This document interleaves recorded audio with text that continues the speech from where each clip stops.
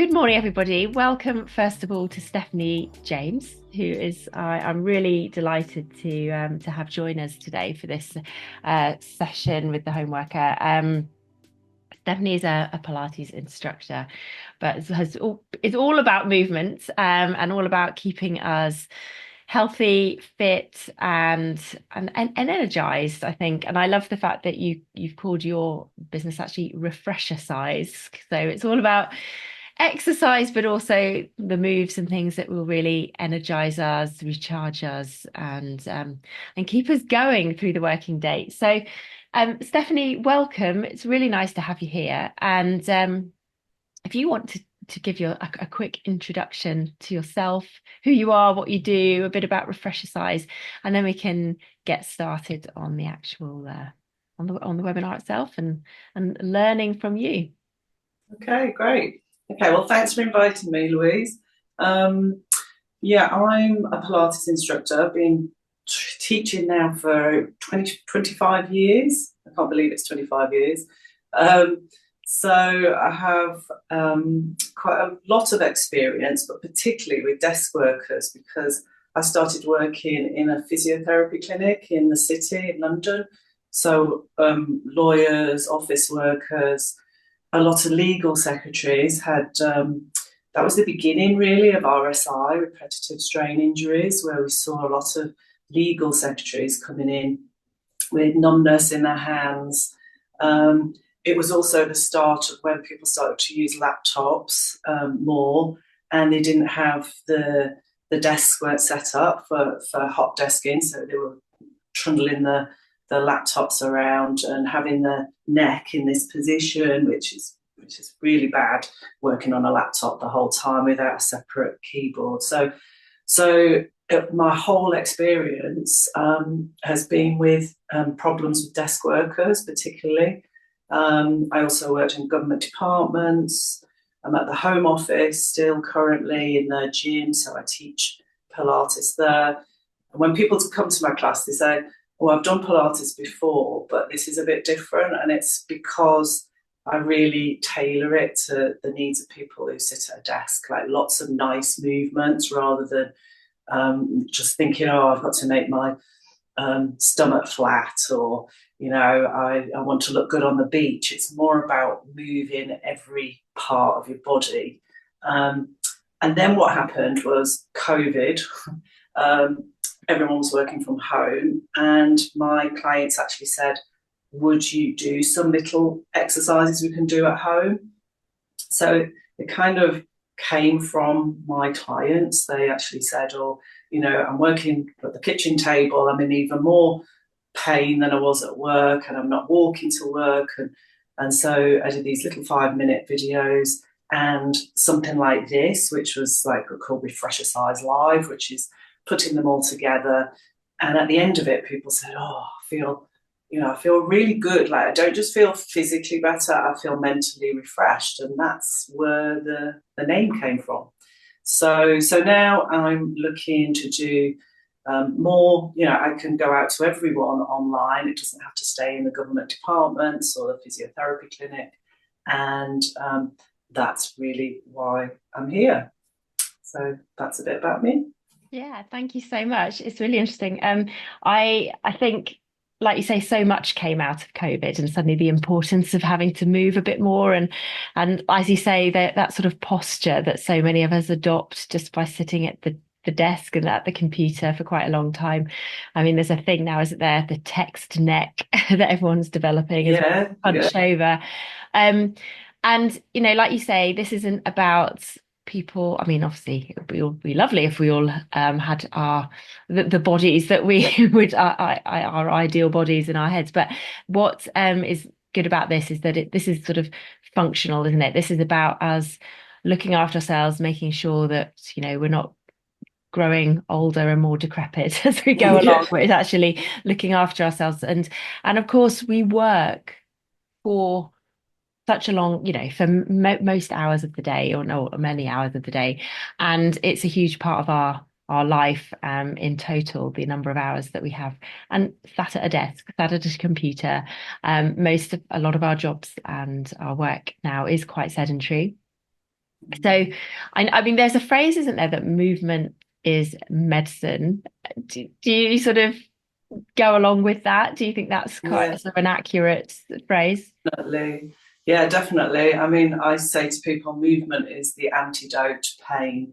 And that could be physical pain, but also mental pain. Just getting up and moving, you just feel better. So, your mental health, it does actually, I mean, it's not just about, oh, it's all a bit airy fairy with the mental health bit. Um, we're not machines. So we have these rhythms during the day. So I think most people have heard of the circadian rhythm, which is our 24-hour clock. So as you go into bed, you get melatonin. So it's all about hormones. And that helps you to sleep. So cortisol drops, which is a stress hormone, ready for bed. You get up in the morning, the melatonin switches off, and cortisol rises, and it's its highest in the morning when you're more alert because it's saying, right, get on with the day, and then the cortisol starts coming down.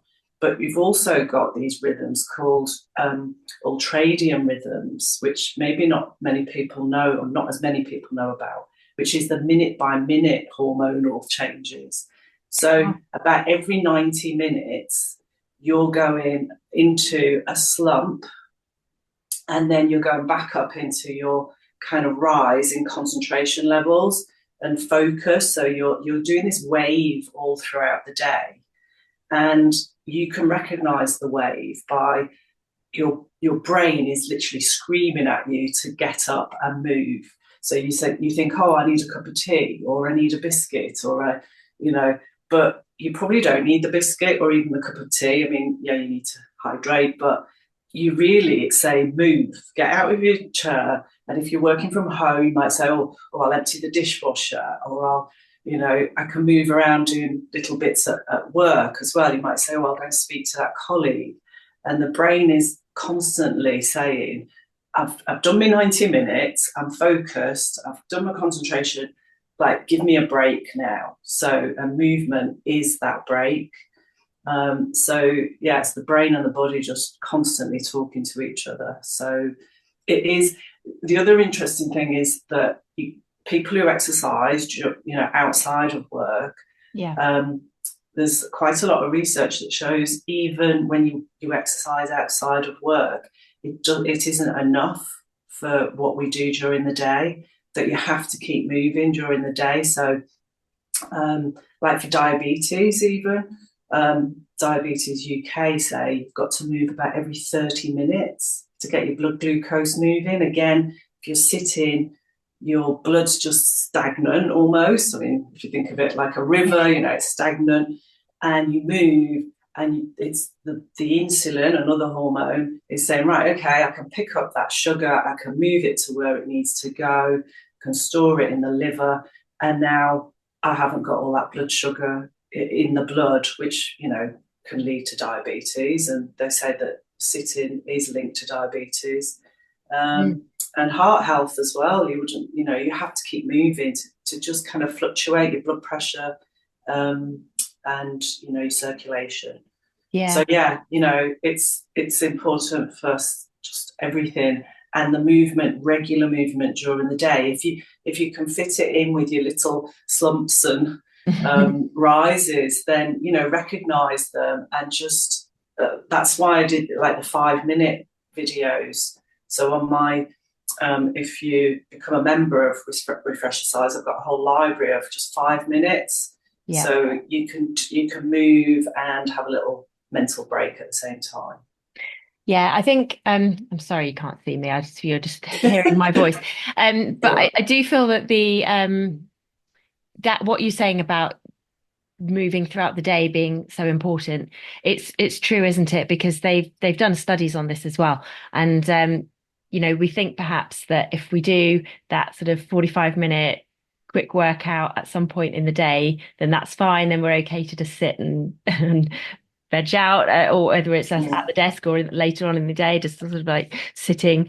It's okay. But actually, what we know is that you need to have a sort of movement within your day, within your routine. It has to be incorporated throughout, because and I wrote an article actually a little while ago on um, the benefits of the blue zones, well-being Oh yeah. tips that we can take from the blue zones. And I don't know if it must have been over about a year or more ago now, where they did a whole documentary about the blue zones. I don't know if you Yeah, I saw it, did. but Right, yeah. all these the places in the world where people have the longest well, the Mm, longevity and longer live longest. And obviously there were things around diet and social interaction and all the good stuff that we know, but movement was such a key one. And the people in Japan who are fit and healthy well into their 90s, because in the day they're walking around, they're squatting, they're gardening, they're doing this things that get their bodies active.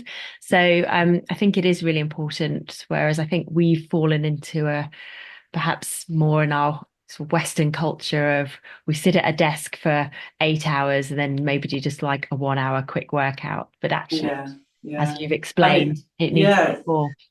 that blue zones is just amazing, isn't it? And that, because I was thinking exactly the same. I totally agree that they looked at the diets, but there was no link between like the Japanese diet and I think the other blue zone area was Sardinia, and another one was a very small pocket of California where they're quite a religious group. I think where they're Yes. vegan, Yeah. and the diet. You had Mediterranean diet, you had the Japanese that were having, they thought it was the purple sweet potato was the Yeah. it was the big thing. They eat a lot of purple, so they eat high carbs actually.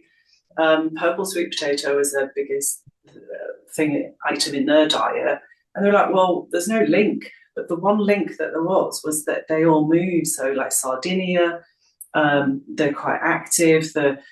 They're going over mountains. They're Yeah. The hilly landscape. farming. Yeah, and Yeah. then in Japan they were doing Tai Chi. I mean, Yes. that there was one guy who was sitting on a motorbike. He was 100 years old on a moped, and the first thing that I looked at was his posture was just amazing. He looked like a child sitting on Yeah. the bike. So yeah, and I thought if we had 100-year-old here, that's quite amazing. My granddad was 99 when he died, so he nearly made it. But he did look kind of, his body started to round, and he had aches and pains and arthritis, and I just couldn't see him sitting on a moped.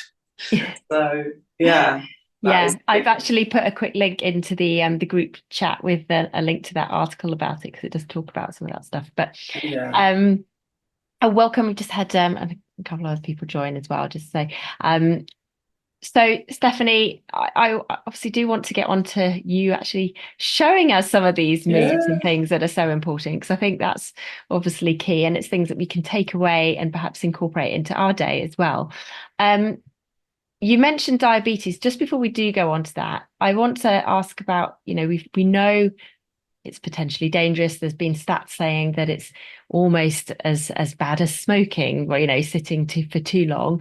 mm, Um, but but whether it is or not, the fact it remains that we need to move more, and we need to move more regularly, I think is the key thing too. Um, is I suppose my question before we get going is, when we talk about movement, what constitutes adequate movement? Because is getting up and having a quick stretch and, I don't know, circling your arms a couple of times or touching your toes and then going back to desk, is that enough? Or what constitutes that sort of a movement break? What's enough? What isn't enough? yeah. Well, that's interesting because on the research on the ultradian rhythm that I was talking about earlier, Yeah. the natural slumps, they said that a 20-minute break, which I don't think people are going to really do. So a night for every 90 minutes, you then have a 20 minutes where it's starting to concentration levels, focus, and energy. You get that back again, and then you're on your upward slope during the day.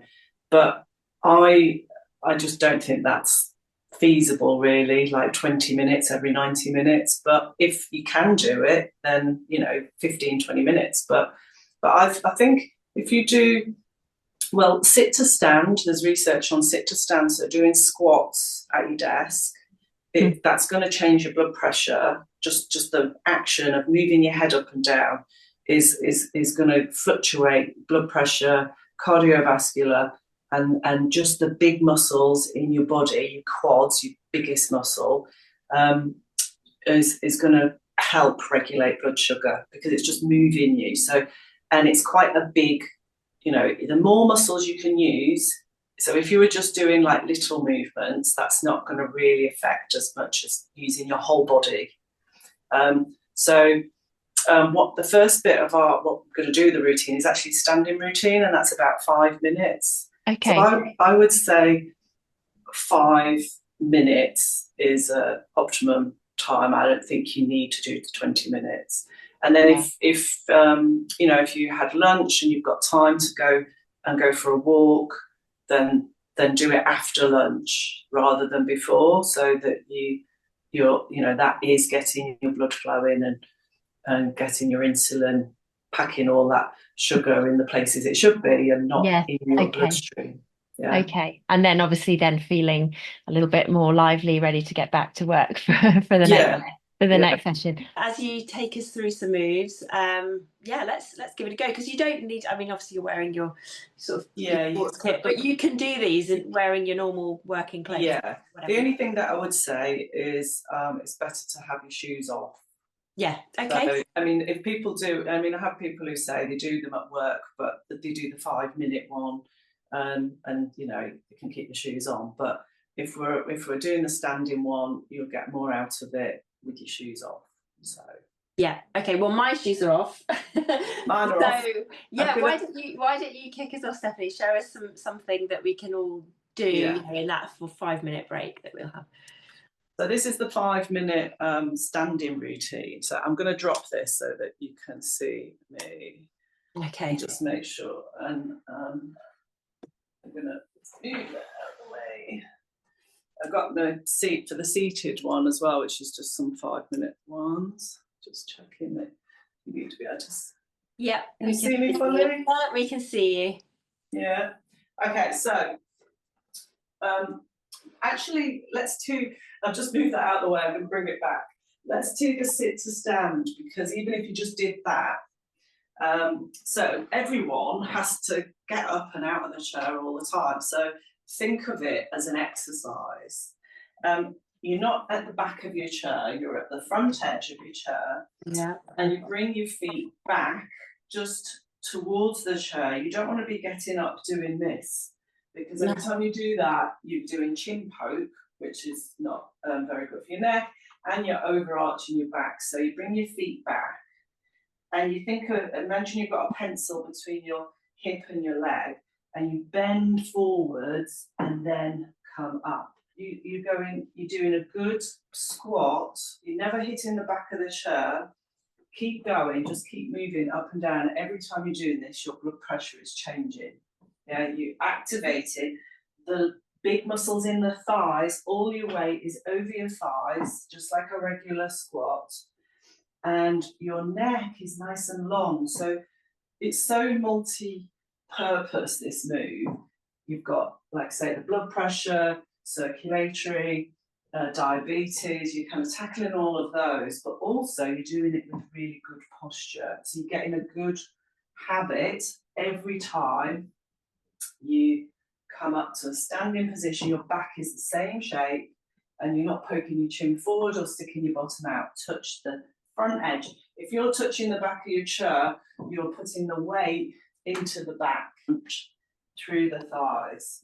It's so interesting, because I think just getting up out of the chair is not something we consciously think about. We just do it, don't we?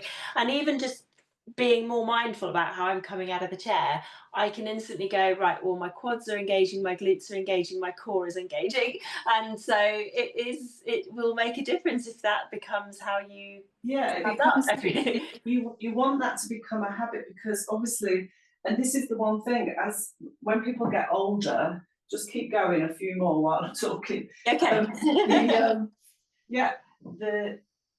As we get older, older people, this is the one move that if they can't do this, they can't live by themselves, because they can't get to a toilet, down to the toilet. Yes. They can't move to get anything, they can't get to the kitchen and make themselves some food and then sit down and eat it and then get back up. So this movement is just so critical to keep it well oiled. So we'll come up now using the quads all the way up to standing, and this is our 5-minute standing. I do this at the beginning of every Pilates class, so I don't go straight onto the mat, which a lot of Pilates teachers do go. They go straight down onto the floor, but I just think this is just better to start in standing. Everything's working, the whole body. So start with a little walk-in or a salsa move with your hands in front, as if you've got your hands against a wall, and you're just pushing back. It's like if you dance. You can see. Can we do this to music? Yeah, you could definitely do it to music. If that's people say kitchen disco, like during the day. When you're sitting for long periods of time, the front of your hip gets shortened and it gets tight through here, through the hip meets the leg. So you're just giving that little bouncy stretch. It's not a static stretch, it's bouncy. Yeah, you want to feel you're using the elasticity of your hips. Then start moving the arms and look straight ahead and feel how your chest moves. Naturally, you get an arch through your back and you're swinging from your shoulders. Just look straight ahead, no neck tension, and your arms are moving from the shoulders so the elbows bend as they go up. So you're not trying to tense up the shoulders, you're trying to move them. And then last one, looking up now, reaching up with your hand as if you're reaching for something, and because you're looking up, your arm should be able to reach up like a pendulum from your shoulder. So it's not tight through the shoulder because you're extending your whole back and your neck. Okay, every joint is moving. Right, turning now. Still moving every joint through the body, and you're easily able to see behind you. You don't feel like your neck is even moving, it's just swiveling on the top. Yeah, your toes, you need to be on the balls of your feet, so your ankles moving too, because they get stiff when you sit in for a long time. And now changing it again, over into side bends, and we're making it bouncy again. So there's a theme here, is don't hold static stretches. You'll get more out of a dynamic, this is like dynamic stretching, side bend, and your neck tilting. Okay. See, my daughter does a lot of dancing, a lot of ballet, and she had to do, and what you were just mentioning there about the dynamic stretching, it's quite important, because they were sort of, one of the things that they always say is, when you're cold, as it were, like you're not warmed up or you have just been sat down for a long time, what you don't want to suddenly do is just start doing some really sort of static stretch that that's how pulls your muscles or something. Yeah, I mean, that's why if you look at the warm-ups of any elite athlete, they don't do static holds, they're moving, they're doing little movements, these little bounces and things. Yeah, they need that and you're using the elasticity rather than, and that will kind of stop the stiffness through the joints. Okay, so basically this little routine is moving the back in every way possible, and there's only actually 4 movements that the back can do. And when you think about it, you think, well, that seems really small, but it's a bit like musical notes. There are only 8 notes, and yet music is infinite. So movement is infinite because you're using bits of rotation, bits of bending and extending, and bits of side bend. So we've done the side bend, we've done the rotation, we're going to come to the bending and extending, but of the lower back, because this is where we get quite stiff in the lower back. I want you to feel, this is called a pelvic tilt, forwards by pulling your stomach in, then releasing it back, and you get that arch. Now everyone's got different ranges. You go to your full range, because again, when you're sitting at your desk, you kind of end up just in this same space the whole time. You want to feel that you're going through full range of movement, and use your hands to check, because what you're not doing is pushing your hips forwards and backwards. You're tucking the tailbone under and then releasing it, and you have to have knees bent.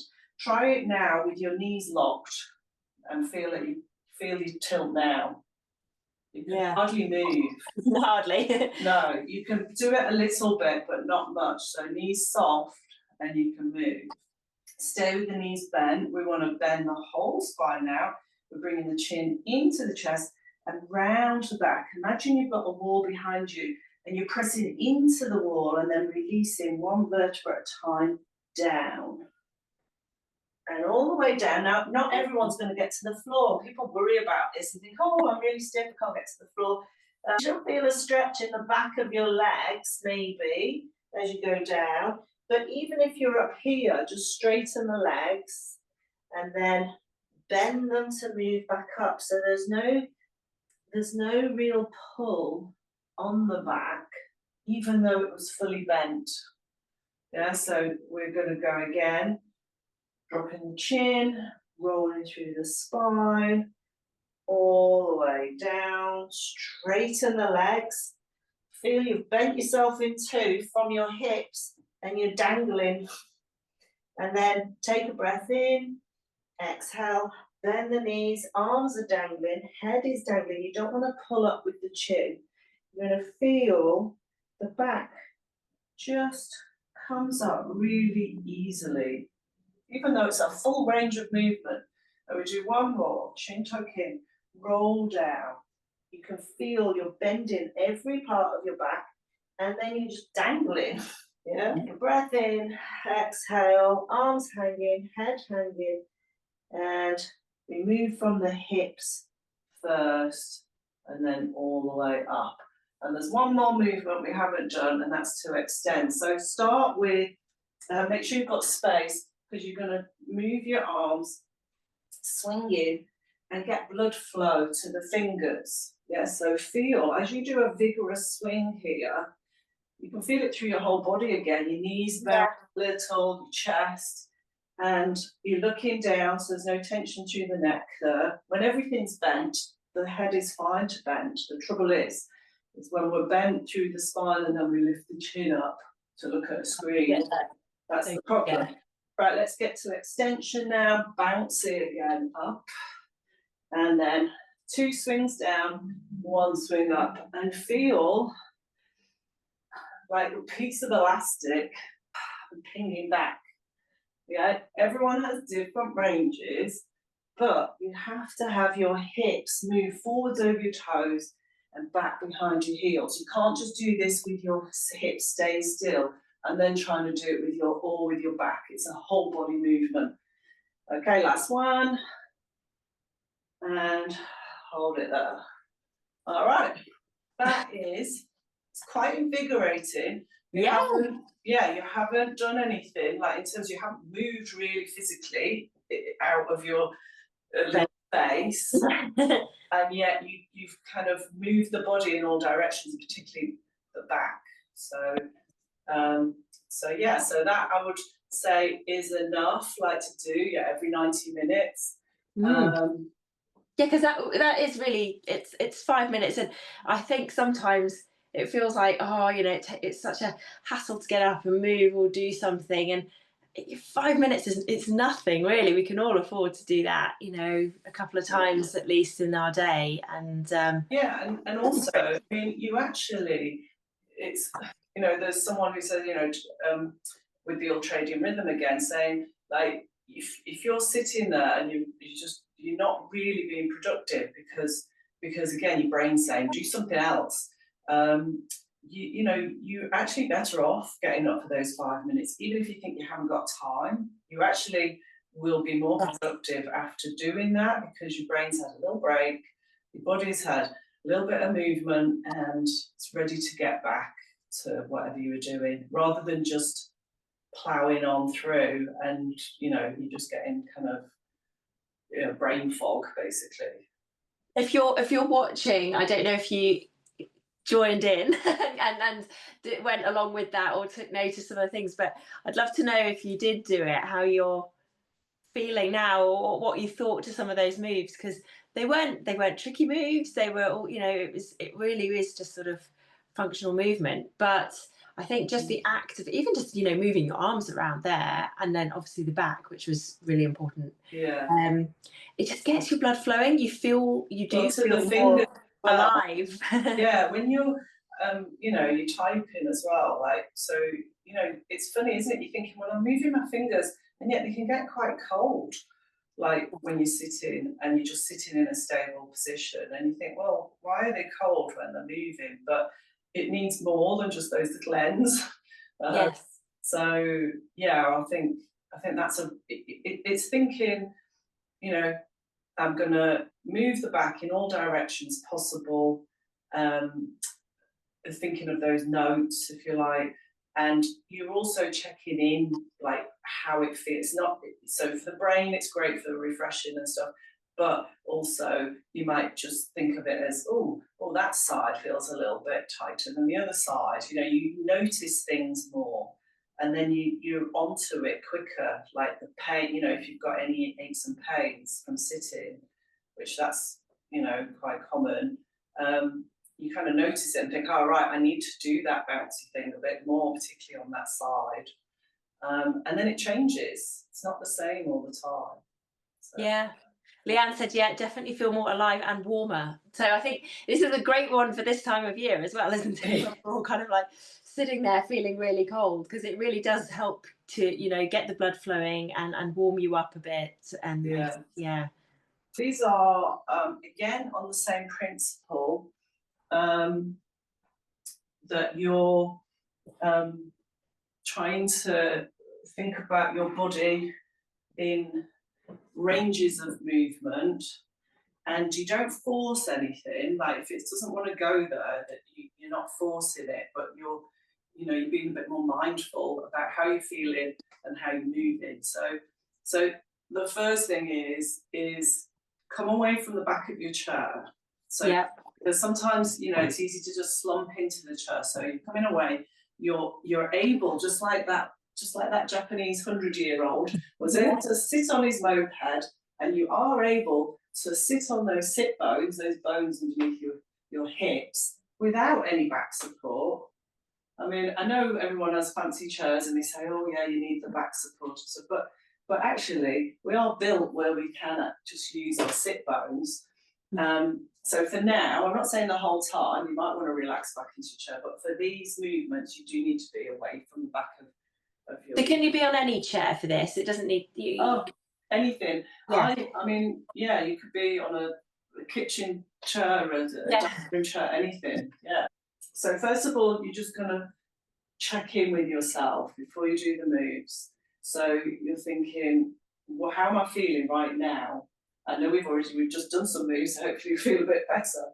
Just check in and think, right, how's the neck feel? How's the back? How do I feel physically? Have I got any aches and pains? And how easy is it for me to just sit upright here without the back of the chair? And so you're checking in, and give yourself a score just in your head, of 10 being you feel absolutely amazing to 0 feeling 0. And then do it mentally as well. Just think, how am I feeling? Am I feeling really tired? Or am I feeling like on top of the world? And again, 10, top of the world, feeling 0. It's always the best, if you even don't have time to do lots of movement, if you are stressed, is to focus on your breath. Like, there's so much, yoga, breath work. There's loads of evidence about breathing and getting into the present and it calming you down. Yeah. And I find box breathing is so easy to do, and can really change. What's so good about box breathing is it can upregulate when you need a little bit more energy, and it can downregulate as well, whatever you need. We need to calm it down. Yeah. Feeling a bit stressed. Yeah, the SAS use it to calm them down. I mean, and they're in some pretty stressful situations. So if you've been watching Rogue Heroes, you'll know this sort of stuff. I didn't notice them doing any box breathing, but yeah. So yeah. Basically, if you put your hand on your chest and one hand on your belly, you don't really want to be breathing high up, because that's usually stress breathing. You know, it's lower into the belly.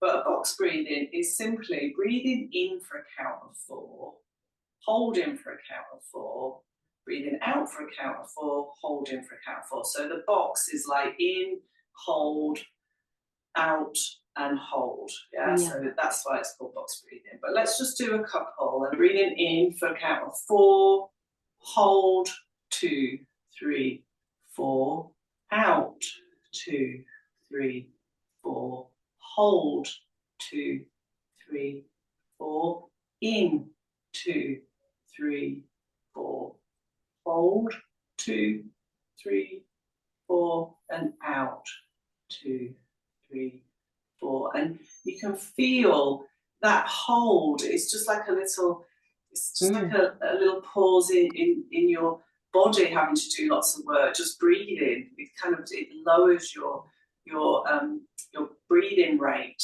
so it can really de-stress. So, you know, do more of that, like during the day, any time of the day. I find that for me, if I as a quick, easy thing to do, is it's an almost instant results for me. If I do that, just a couple of deep, slow breaths, and that sense of calm is brilliant. So in any situation, even if it's, I mean, we're not always in high stress situations, hopefully, in our day, but you know, it might even just be before responding to an email, or it might be, you know, anything where you just need to take a moment and just go, right, it's going to calm down. It always gives you a bit of clarity, a bit of perspective, a moment to pause, but it also really helps when it comes to like lowering the sort of your heart rate and everything. It just feels instantly calmer, I find. Yeah, no, definitely. I and the more you do it, the more you practice it, the easier it is. And I think they said to do at least 6 rounds of that. But I think you can just do a couple of rounds. Once you've got used to doing it, it's like, oh yeah, I'm in that place now. So yeah, usually I start all the 5-minute ones with a few breaths. So that's that. And then we're going to move into, first of all, pelvic tilts in sitting, because the lower back, and we did it in standing. Yes. The lower back is usually the one place that people find the worst, because all the pressure's down on the lower back, particularly if you're slumped. So all you need to do with a tilt is to feel yourself slump, which everyone can do quite easily, and then to feel yourself rise, where your weight goes kind of more onto the back of the thighs, and then it rolls to the back edge of the sit bone. So you're moving your hips and you're changing the shape of your spine. Hips are the center of the body's universe. Yeah, the hips are where you want to start. So even if you have neck pain, really it's not the neck's fault. The neck's just doing too much. But the hip, if you're not in the right place, if you stay in this slump, the neck has to do chin poke. Even if you've got you separated, you're in this position, then that is too much weight on the back of the neck, and so you're going to get neck and shoulder pain. But you're not going to fix it by moving your head. You're going to fix it by moving your hips, doing little tilts, and then circle the hip. Easy circles. Just feel your weight go front, to the right, to the back edge, to the left edge, and circle and feel. You cannot do a hip movement without something else moving. Like, feel as you do this circle, your chest rises, your chest slumps, your head moves. Yeah, it's impossible. If you do it really slowly, do it as small as possible, you still have movement, and you want that movement all the way through to the shoulders, to the neck, tiny, tiny circles. If you've had back pain, you've been to a physio, you do a slump test. And a slump test, you can do this, but be careful, because it's fully stretching the sciatic nerve. So you bring your chin. Don't hurt yourselves. Yeah, just see how this is the full version. You bend right in with the chin to the chest, and then you extend one leg and ankle flex. And if you're getting tingling or any pain anywhere along that line, the other leg, And that sciatic nerve can't stretch any more than that. So they do that as a test. But the movement is not the test. The movement is to bend fully and then pull the other end of the sciatic nerve whilst extended. So it's called nerve slider, the slump slider. Open, close, whilst moving the leg. Yeah, so you might not want to do the full range of the leg and the ankle flex, the toes towards you. And we can switch legs down and up. So you're getting the nerve to slide like a double-handed saw rather than yanking it, which is the slump test. So you're down with the head, up with the leg, and hold it there. What should you be aware of with that movement? If you're feeling, like I say, tingling or numbness or anything down the leg, then the sciatic nerve is a little bit grumbly. Yeah, so and when people are in acute sciatica, there's no way that we can do that movement. Okay. It's good to just know, check in with it, think, right, I can do that. Don't get any pain along those lines. So, or you might not fully extend the heel away. Okay, right, we're going to turn. So we did this in standing. It's the same principle. So place your right hand just on the chair behind you. And then how do you look over your right shoulder? So check in with how you do it, first of all. Do you just move your neck? Do you move your chest and your shoulder? Do you put more weight on one hip than the other?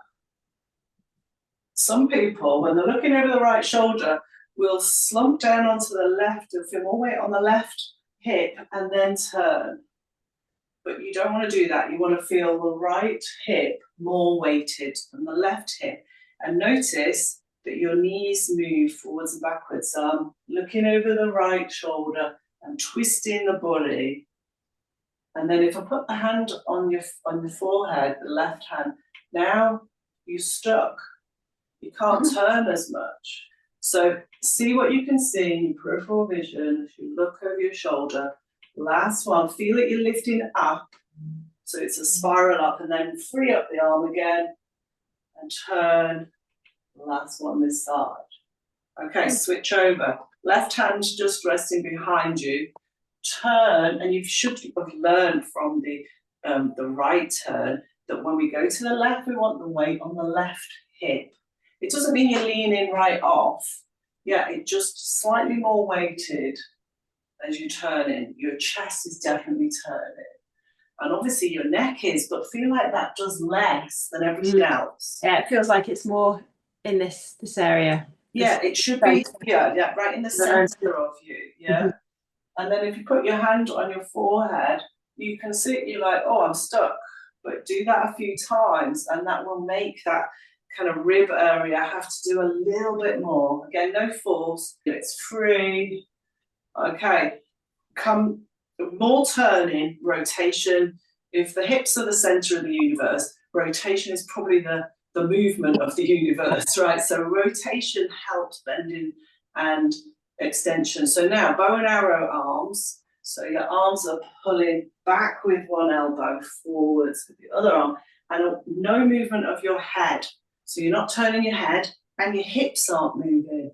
Right, you should feel lots of movement through the ribs. Yeah, where the ribs meet the spine, the thoracic spine, this middle part, there's 12 joints. We want them all to move. Look straight ahead. And it feels good. It's almost like we ignore it. Yeah.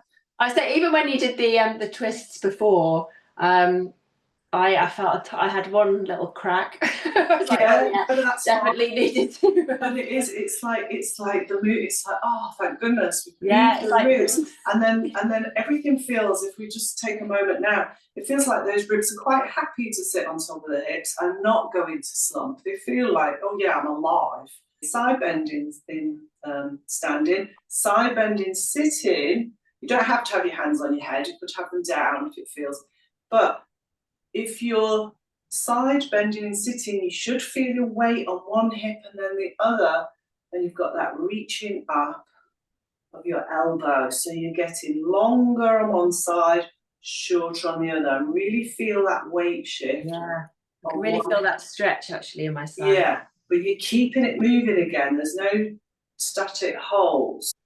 Side bend. Okay, I call this ski sitting. This is where I said, you know, you've got different moves now that you can incorporate. So we've got rotation. If you ski, you know what I mean, where you've got your skis facing and kind of across the cliff and then the other way. Yeah, but we can put side bending and rotation together. And this is how the body moves when we reach for things and then we pull something, because we've made it move in a way that you just haven't warmed it up to do that, or you haven't got used to doing that. So moving, a nice movement for that middle part again.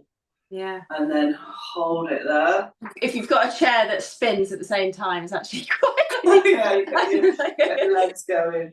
Okay, palms facing in front. Turning the dials.